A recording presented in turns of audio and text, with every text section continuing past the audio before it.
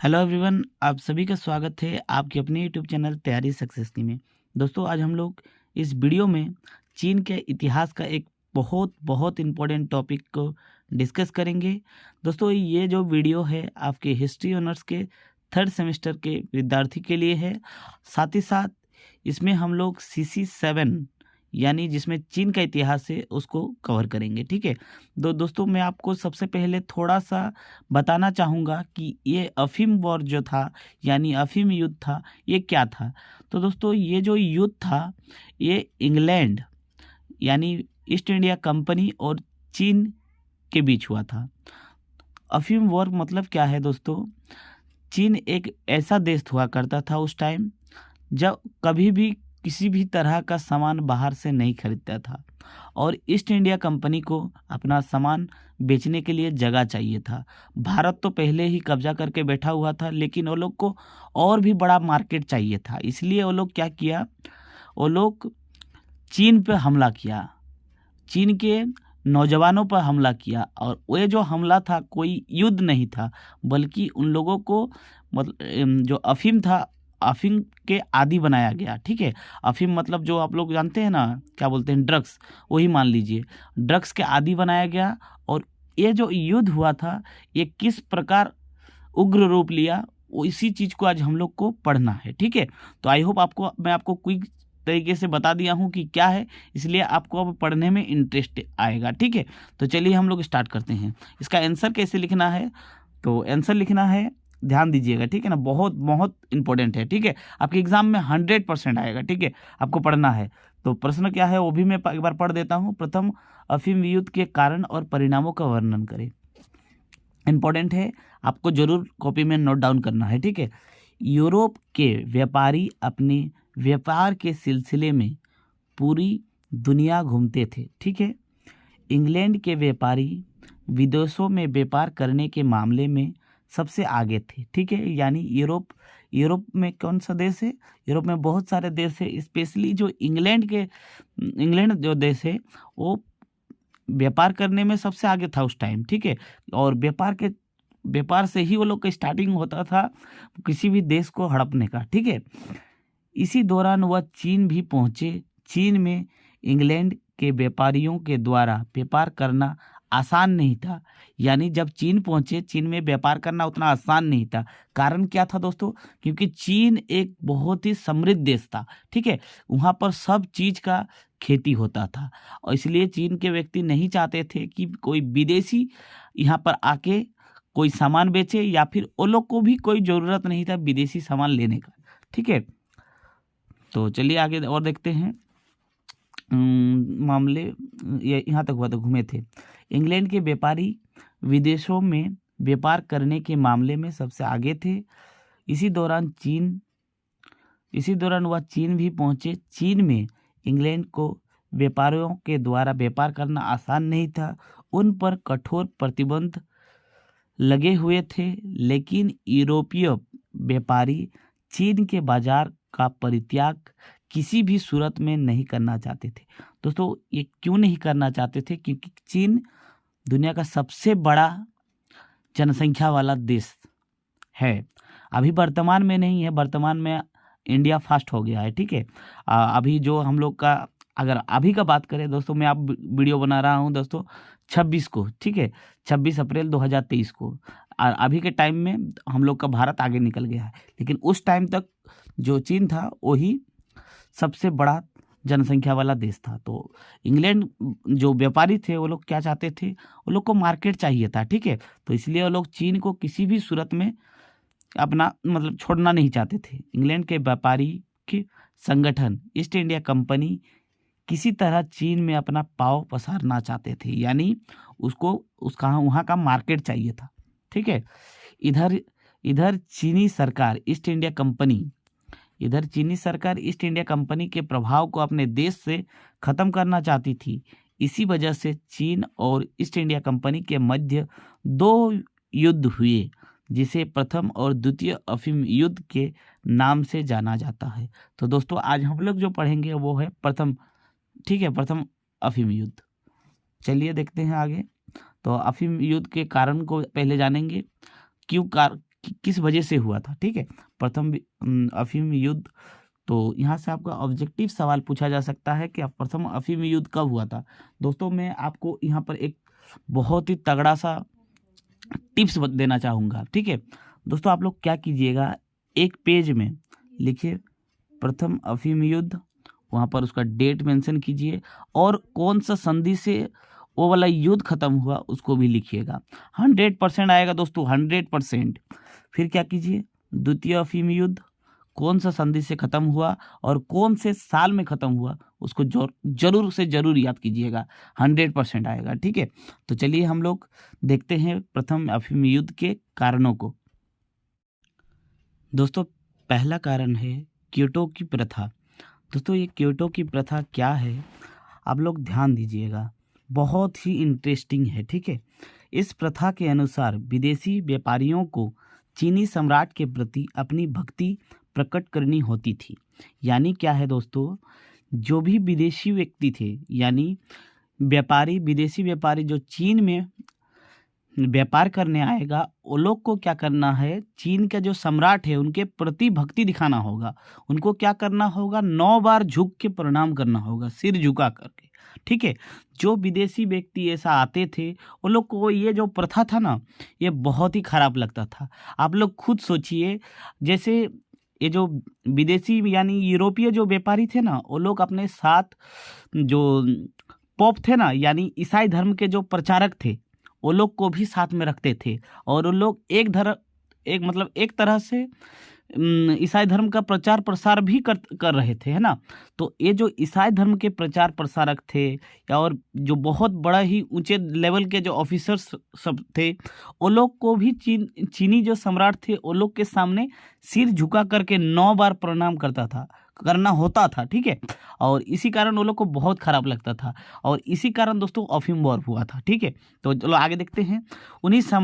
उन्हें चीनी सम्राट के सामने 9 बार झुककर प्रणाम करना होता था।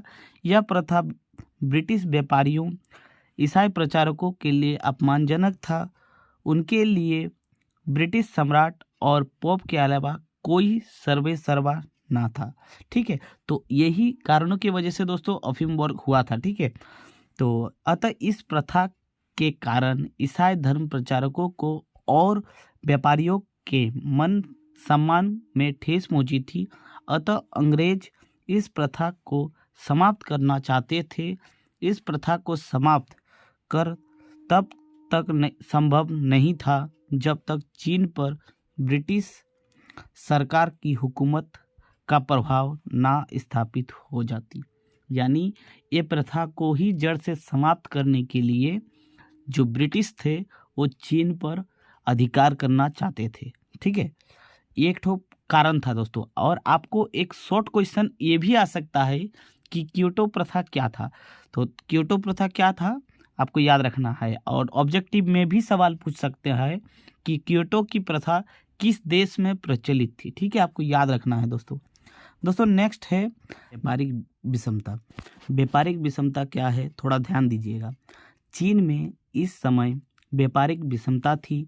व्यापार केवल एक तरफा होती थी।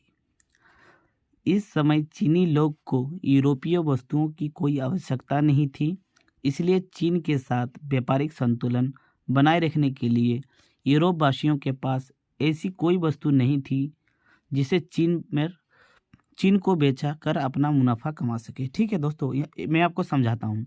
दोस्तों क्या होता था, चीन अपना सामान बाहर में बेचता था और उससे मुनाफा कमाता था, और इसके विपरीत कोई ऐसा देश नहीं था जो अपना सामान चीन में भेज सके, क्योंकि चीनी लोगों को कोई भी वस्तु का ज़रूरत नहीं था जो बाहर उसका प्रोडक्शन हो। ठीक है, इसलिए जो बाहर का कंपनी है या फिर देश था, वो लोग को चीन में सामान बेचना बहुत ही कठिन हो रहा था। ठीक है, तो वो लोग को ऐसे कोई भी वस्तु नहीं मिल रहा था जिससे चीन में मुनाफा कमा सके।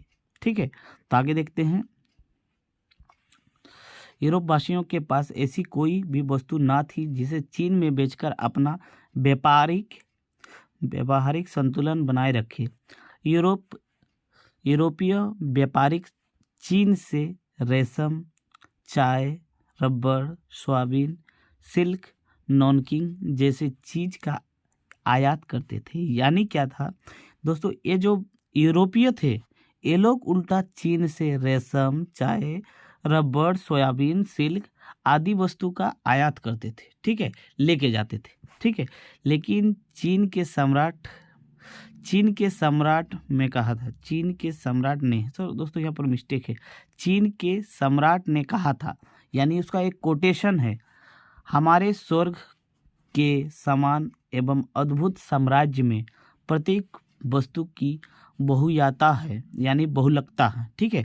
तो बहुलता है मतलब बहुत सब कुछ सामान हम लोग का यहाँ पर ही मिलता है। हम लोग का चीन एक स्वर्ग के समान है। हमें किसी भी वस्तु को आयात करने की आवश्यकता नहीं है, यानी खरीदने की कोई आवश्यकता नहीं है, जिसे हम निर्यात के बदले में विदेशी व्यापारियों से स्वीकार, मतलब कोई ऐसा सामान का ज़रूरत नहीं है जो हम लोग बाहर से खरीद करके लाए, ठीक है, या फिर कोई विदेशी व्यापारियों से हम लोग ले, ठीक है। उसके बाद क्या है, चीनी सम्राट के इस कथन से स्पष्ट था कि उन्हें विदेशियों की कोई भी चीज़ की आवश्यकता नहीं है। अतः चीनियों ने यह मान लिया कि विदेशियों से मनमाना व्यवहार कर सकते थे। यानी क्या हुआ, जब चीनी व्यक्ति को लग गया कि हम लोग का तो जो सम्राट है वो लोग कुछ सामान नहीं लेगा और ना ही हम लोग कुछ सामान बाहर बेचेंगे, जो विदेशी व्यापारी हम लोग के चीन में आए हैं उन लोग से जैसे भी करके व्यवहार रख सकते हैं। विदेशी व्यापारियों को चीन में व्यापार करने की अनुमति तो थी, परंतु उन्हें पूरे वर्ष में निवास करने की अनुमति नहीं थी। यानी वो लोग को तो बहुत सारे रेस्ट्रिक्शन के बाद वो लोग को ऑर्डर मिला कि आप लोग व्यापार कीजिए, हम लोग का तो कोई ज़रूरत नहीं है, लेकिन हम लोग के कानून के हिसाब से यहाँ पर व्यापार कर सकते थे, क्योंकि वो लोग को जो लगता था ना, चीनी लोगों को, हम लोग को कोई सामान का ज़रूरत ही नहीं है, ठीक है, मतलब अनुमति मिला। लेकिन एक ठो लोग के सामने शर्त रखा गया कि आप लोग पूरा 1 साल 1 वर्ष यहाँ पर रह नहीं सकते, क्योंकि चीनी लोग जानते थे कि यूरोपीय लोग अगर यहाँ पर आके 1 वर्ष बैठ गया तो हम लोग का ही सत्ता को खा जाएगा, ठीक है। तो आगे चलते हैं। इसके अलावा चीनी अधिकारी विदेशी व्यापारियों पर अपना नियंत्रण स्थापित कर रखे थे। अतः ईस्ट इंडिया कंपनी इस व्यापारिक विषमता को दूर करने का प्रयास कर रहे थे। यानी इतना सारा जो रेस्ट्रिक्शन था वो लोग इसको ख़त्म करना चाहते थे और इसी कारण अफीम का वॉर हुआ। दोस्तों बहुत ही इंटरेस्टिंग चीज़ है, आप अगर एक बार पढ़ लेते हैं तो आपको दोबारा पढ़ने की कोई आवश्यकता नहीं है, बस आपको 2-4 बार मतलब प्रैक्टिस करना है लिख के, ठीक है। एक संतुलन बनाने के लिए ईस्ट इंडिया कंपनी का प्रयास, वो लोग ने कैसा प्रयास किया जिसके कारण अफीम का वॉर हुआ था, ठीक है। तो चीन में व्यापारिक असंतुलन की वजह से ईस्ट इंडिया कंपनी को कोई विशेष लाभ नहीं पहुंच रहा था। यानी इतने सारे रेस्ट्रिक्शन के कारण और चीनी व्यक्ति का रवैया के कारण कोई लाभ नहीं पहुंच रहा था। ईस्ट इंडिया कंपनी को वहां अपना सिक्का जमाने के लिए व्यापारिक असंतुलनता को दूर रखना चाहते थे। यानी मतलब वहाँ पर अपना सिक्का जमाने का मतलब है वहाँ पर अपना मार्केट पकड़ लेना चाहते थे वो लोग, लेकिन वो लोग के सामने कोई ऐसा सामान नहीं था जो इससे मतलब चीनी व्यक्ति को अपने ओर आकर्षित कर सके, ठीक है। अतः वह चीनी व्यक्तियों से संपर्क बनाकर चीन में अफीम का सेवन का प्रचार पर बल दिए, ठीक है। तो दोस्तों मतलब क्या है, जब पूरी अपना जो सामान है कुछ भी नहीं बेचाया तो क्या किए जो ब्रिटिश व्यक्ति थे वो लोग चीन पर अफीम का नशा चढ़ाने लगा। अफीम मतलब मान लीजिए दोस्तों ये क्या है, ड्रग्स, ठीक है। ड्रग्स का सेवन कराना लग गया, पहले फ्री में बांट दिया, जब सब कोई एडिक्ट हो गया, ठीक है, उसके बाद मनचाहा धन वसूलने लगा, ठीक है, को सेवन का प्रचार पर बल देना शुरू कर दिया। उन्होंने तंबाकू के साथ अफीम मिलाकर लोगों को मुफ्त देना प्रारंभ कर दिया। यानी पहले फ्री में खाओ, पूरा फ्री में खाओ, वैसे तंबाकू के साथ मिला करके पहले एकदम पूरा एकदम प्योर नहीं देते थे, ठीक है, ताकि चीनी अफीम के आदी हो जाए, ठीक है। चीनी जब अफीम के आदी हो जाए उसके बाद क्या करेगा, मनचाहा पैसा उससे लूटेगा, ठीक है। वे अफीम के व्यापार कर सके, ईस्ट इंडिया कंपनी के इस रणनीति ने काम किया। मतलब अफीम ने पूरी मार्केट को कब्जा कर लिया, पूरा पकड़ लिया। चीनी लोगों के द्वारा अफीम के आदी हो जाने के कारण धीरे धीरे उन्होंने अफीम को बेचना शुरू कर दिया। अब वो तंबाकू के साथ नहीं, एकदम ओरिजिनल अफीम बेचना शुरू कर दिया। इसलिए अफीम की बढ़ती हुई मांग के द्वारा इंग्लैंड के व्यापारियों में व्यापारिक संतुलन बना लिया।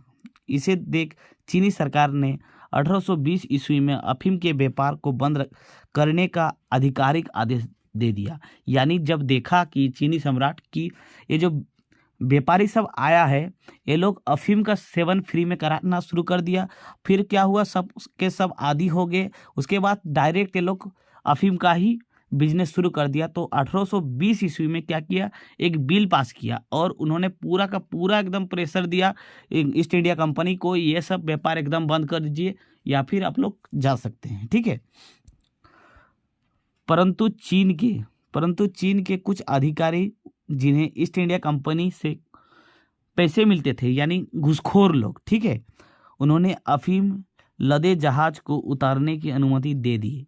यानी जो पहले थोड़ा थोड़ा आता था, अब क्या हुआ, जहाज भर के ब्रिटेन से चीन आ रहा था, ठीक है। तो और वहाँ से मतलब जो कस्टम के कुछ अधिकारी थे, वो लोग पैसा ले करके वो लोग पूरा जहाज को चीन में आने दे रहा था, ठीक है। आगे देखते हैं।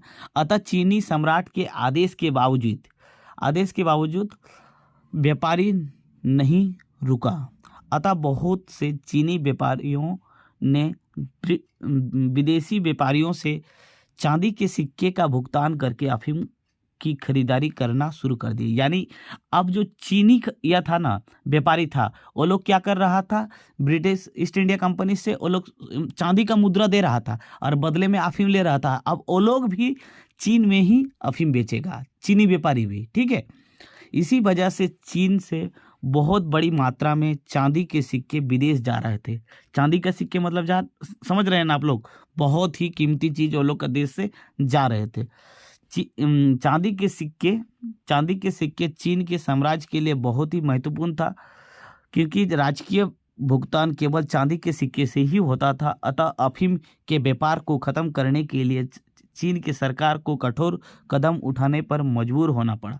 यानी इसलिए वो लोग को युद्ध के लिए रेडी होना ही पड़ा, क्योंकि ये जो अफीम था वो पूरा का पूरा वो लोग का अर्थव्यवस्था को ही कमज़ोर कर दे रहा था, ठीक है। दोस्तों, अगर आपको वीडियो अच्छा लग रहा है तो प्लीज़ वीडियो को लाइक कीजिएगा और अपने दोस्तों के साथ इस वीडियो को जरूर शेयर कीजिएगा। और दोस्तों, अगर आप पूरा वीडियो देख रहे हैं तो प्लीज़ एक कमेंट जरूर कीजिएगा। दोस्तों, नेक्स्ट एक बहुत बड़ा कारण था अंग्ल चीनी संबंध। दोस्तों, अंग्ल का मतलब होता है इंग्लैंड, और चीनी संबंध, वो लोग का जो रिलेशन था वो खराब हो गया। इस समय तक चीन में व्यापारिक क्षेत्र में केवल ईस्ट इंडिया कंपनी का अधिकार था। यानी इंग्लैंड का सिर्फ और सिर्फ एक ही कंपनी चीन में अपना व्यापार कर रहे थे, वो थे ईस्ट इंडिया कंपनी। इसकी वजह से ब्रिटिश व्यापारी ईस्ट इंडिया कंपनी के एकाधिकार को खत्म करने की मांग को लंबे समय से कर रहे थे। यानी ब्रिटेन के और भी जो छोटे छोटे या फिर सिंगल जो व्यापारी थे, सिर्फ और सिर्फ कोई मतलब उसका कंपनी था नहीं था, वो लोग भी आकर के चीन में अपना व्यापार शुरू करना चाहते थे। लेकिन ये जो ईस्ट इंडिया कंपनी है, ये लोग दबाव दे रहे थे सरकार को कि हम लोग ही सिर्फ व्यापार करेंगे। ये लोग का जो छोटा छोटा व्यापारी का मांग लंबे समय से चलते आ रहा था, और मतलब एक टाइम 1834 ईस्वी में वो एक्ट पारित हो गया। अब कोई भी व्यक्ति इंग्लैंड के जा कर के चीन में व्यापार कर सकते हैं। मतलब इंग्लैंड का सरकार ने क्या किया, एक निरीक्षक यानी एक डिप्टी कमिश्नर बनाया और उसको भी भेजा चीन में, ताकि ये लोग के बीच कोई भी टेंशन या फिर मनमुटाव ना हो, ठीक है। तो आप लोग को शब्दों में कैसे लिखना है यहाँ पर ध्यान दीजिएगा, ठीक है। तो ब्रिटिश व्यापारी ईस्ट इंडिया कंपनी के एकाधिकार को ख़त्म करने की मांग लंबे समय से कर रहे थे। 1834 ईस्वी में ब्रिटिश सरकार ने उनकी बात मानते हुए ईस्ट इंडिया कंपनी के एकाधिकार को ख़त्म कर दिया था। अब अन्य स्वतंत्र ब्रिटिश व्यापारी भी चीनी व्यापार कर सकते हैं, यानी चीन में आकर व्यापार कर सकते हैं। इसी बीच ब्रिटेन ने लॉन नेपियर को अपना कैंट का प्रमुख निरीक्षक नियुक्त किया। ठीक है, तो ये वाला नाम आपको याद रखना है। ठीक है, लॉन नेपियर। उसके बाद चलिए हम लोग देखते हैं, वे कैंट में ब्रिटिश व्यापारिक हितों की पक्षपाती था, यानी वो ब्रिटिश के जितने भी ये थे व्यापारी थे वो लोग का ही पक्षपात लेते थे, चाहे कोई भी खराब काम क्यों ना हो। परंतु चीनी अधिकारी व्यापार को राजनीतिक रूप देने के पक्षपाती नहीं थे। यानी ये जो इंग्लैंड की सरकार क्या किए, ये जो निरीक्षक यानी डिप्टी कमिश्नर को जो भेजे थे ना, वो क्या कर रहा था, इसको राजनीतिक रंग दे रहा था। लेकिन चीन के व्यक्ति घुसखोर जरूर थे, लेकिन वो एकदम ही मतलब राजनीति के खिलाफ नहीं थे। ठीक है, अंदर ही अंदर वो लोग पैसा लेके काम कर रहे थे, लेकिन वो लोग कभी नहीं चाहते थे कि इसको राजनीतिक रूप दे। ठीक है, क्या हुआ उसके बाद देखिए, चलिए 1830, ठीक है, 1830 ईस्वी में एक चीनी अधिकारी ने विदेशी व्यापारी को, दोस्तों यहाँ पर थोड़ा सा मिस्टेक हो गया है क्योंकि यहाँ पर ट्रांसलेट करने में मिस्टेक हुआ है। ठीक है, एक विदेशी व्यापारी को अपना माल की पेटियां को सौंपने के लिए बाध्य किया। यहाँ पर आपको लोग को लिख लेना है, अपने माल की पेटियां को, यानी जिसमें वो अफीम भर के ला रहे थे, उसको चीनी अधिकारी ने पकड़ लिया और बाध्य किया यह करने के लिए, उसको फेंकने के लिए। अब लगभग $7 लाख मूल्य की 20,000 अफीम की पेटियां, ठीक है, समुद्र में फेंक दिया गया। मतलब चीनी के ये अधिकारी सब $7 लाख का मतलब ये फेंकवा दिया। ठीक है, तो इसके बाद मतलब ब्रिटिश सरकार को बहुत ही ज़्यादा नुकसान हुआ, क्योंकि ये जो ईस्ट इंडिया कंपनी था, ये लोग तो ब्रिटिश कंपनी को पकड़ेंगे, क्योंकि आप तो ऑफिसर भेजे हैं, ऑफिसर क्या कर रहे हैं, हम तो आपको पैसा दे रहे हैं। तो इसलिए क्या हुआ, चलिए आगे देखते हैं। ब्रिटिश व्यापारी इतना धनराशि नष्ट हो जाने पर अत्यधिक क्रोधित थे। ठीक है, उन्होंने इसकी क्षतिपूर्ति के लिए ब्रिटिश सरकार पर दबाव बनाना प्रारंभ कर दिया। यानी जो ईस्ट इंडिया कंपनी था वो ब्रिटिश सरकार पर दबाव बनाना शुरू कर दिया था कि हम लोग का इतना सारा चीज़ का बहुत बड़ा नुकसान हुआ है, उसका भरपाई कौन करेगा, आप कीजिए या फिर आप लोग चीन के खिलाफ एक्शन लीजिए। ठीक है, तो दोस्तों इसी से मतलब पूरा पृष्ठभूमि तैयार हो गया, ये एकदम पृष्ठभूमि का काम किया, मतलब एकदम ही तत्कालीन कारण। ठीक है, तो आगे क्या हुआ, आगे बहुत ही भीषण युद्ध हुआ। युद्ध का परिणाम क्या निकला वो आपके लिए इम्पोर्टेंट है। चलिए हम लोग युद्ध का परिणाम देख लेते हैं। तो प्रथम अफीम युद्ध 1840 से लेकर 1842 के बीच हुआ था। उनके क्या परिणाम हुआ, प्रथम अफीम युद्ध नानकिंग की संधि के साथ ही समाप्त हुआ। दोस्तों बहुत बहुत इम्पोर्टेंट है, याद रखिएगा। प्रथम जो अफीम का युद्ध कब समाप्त हुआ, वो आपको 1840 से लेके 1842 के बीच युद्ध हुआ था। तो 42 में ही नानकिंग का संधि हुआ था। डेट आप लोग एक बार जरूर कंफर्म कर लीजिएगा। ठीक है, इसके परिणाम महत्वपूर्ण थे। यह संधि चीन के लिए एक कड़वे विष के समान थी और अंग्रेजों के लिए चीन उसकी साम्राज्यवादी फतेह की पहली किरण। नानकिंग की संधि के निम्नलिखित परिणाम निकले। यानी चीन का तो एक तरह से बहुत बड़ा ही नुकसान हो गया, क्योंकि चीन इस युद्ध में हार गए थे। ठीक है, और इंग्लैंड के लिए बहुत फायदेमंद साबित हुआ। क्या क्या फायदा हुआ वो देखते हैं। ठीक है, तो ब्रिटेन का क्या लाभ हुआ, इस संधि के परिणाम स्वरूप ब्रिटेन चीन में अपना साम्राज्यवादी पताका का पहला झंडा गाड़ दिए। इस युद्ध में हुई क्षतिपूर्ति के रूप में ब्रिटेन को $2.10 लाख की धनराशि प्राप्त हुई। यानी चीन को हारने के बाद भी इतना धन इंग्लैंड को देना पड़ा। इसके साथ ही चीन के 5 प्रमुख बंदरगाहों पर ब्रिटेन का प्रभुत्व स्थापित हो गया, यानी वो लोग के अधिकार में हो गया। ये चीन मतलब ये ब्रिटेन का एक चाल था, ठीक है। तो मतलब ये जैसे ही ये संधि खत्म हो गया, इतना करोड़ रुपया भी मिला, और क्या हुआ, ये जो प्रमुख उनका जो बंदरगाह था जहाँ पर कस्टम ऑफिसर को लगा के रखा था चीन, वो वहाँ से कस्टम ऑफिसर को भी हटा दिया गया। 5 बंदरगाह अब इंग्लैंड के अधिकार में था, ठीक है। वहाँ से मतलब पूरा का पूरा अब कुछ भी सामान ला सकता था, ठीक है। मतलब एक तरह से कह सकते हैं खुला द्वार, अब पूरा द्वार ही खुल गया है, ठीक है। तो लेकिन इस संधि में जिस अफीम को लेकर युद्ध लड़ा गया उसकी कोई चर्चा नहीं हुई, ठीक है। तो मतलब जिस कारण से ये वॉर हुआ उसका ही कोई चर्चा नहीं हुआ, अफीम को लेकर कोई चर्चा नहीं हुआ, बस क्षतिपूर्ति का ही बात चला, ठीक है। और दोस्तों यही कारण था कि बाद में जाकर सेकेंड भी अफीम वॉर हुआ, ठीक है। तो उसके बाद और एक ठो देखते हैं परिणाम। तो क्या हुआ, चीन में साम्राज्यवाद, नानकिंग संधि से प्रभावित होकर फ्रांस, अमेरिका, बेल्जियम, पोलैंड, पुर्तगाल जैसे देश भी चीन में अपना प्रभाव बढ़ाने की कोशिश करने लगे, ठीक है। यानी ये सब भी देश अब चीन में आ रहा था, सभी मिलकर के अब लूटेंगे मतलब, ठीक है। उन्होंने बहुत से संधियों के द्वारा चीन में अपना प्रभुत्व स्थापित किया। इस प्रकार चीन में बहुत सारे विदेशियों का अड्डा बन गए। इसके साथ ही चीन का आर्थिक शोषण शुरू हो गया, ठीक है। यानी चीन का आर्थिक शोषण शुरू हो गया, सभी देश मिल करके अब चीन को लूट रहे थे। इसके बाद चीन का द्वार साम्राज्यवादी शक्तियों के लिए खुल गया और वह एक अंतर्राष्ट्रीय उपनिवेश बन गई। यानी सब आकर के विदेशी सब यहाँ पर व्यापार कर रहे हैं, मुनाफा कमा रहे हैं, जा रहे हैं, ठीक है। तो दोस्तों यही रहा आपका आज का वीडियो अगर अच्छा लगा होगा तो प्लीज़ वीडियो को लाइक कीजिएगा। चैनल पे नए हैं तो प्लीज़ चैनल को सब्सक्राइब कर लीजिए। और पूरा कोर्स देखने के लिए दोस्तों आप हमारे प्लेलिस्ट में जाइए और प्लेलिस्ट में देखिए हिस्ट्री लिखा होगा, हिस्ट्री 3rd सेमेस्टर, ठीक है। तो वो वाला प्लेलिस्ट देखिए, आप ही लोगों का वीडियो है पूरा का पूरा, ठीक है। तो मिलते हैं नेक्स्ट वीडियो में, तब तक के लिए जय हिंद।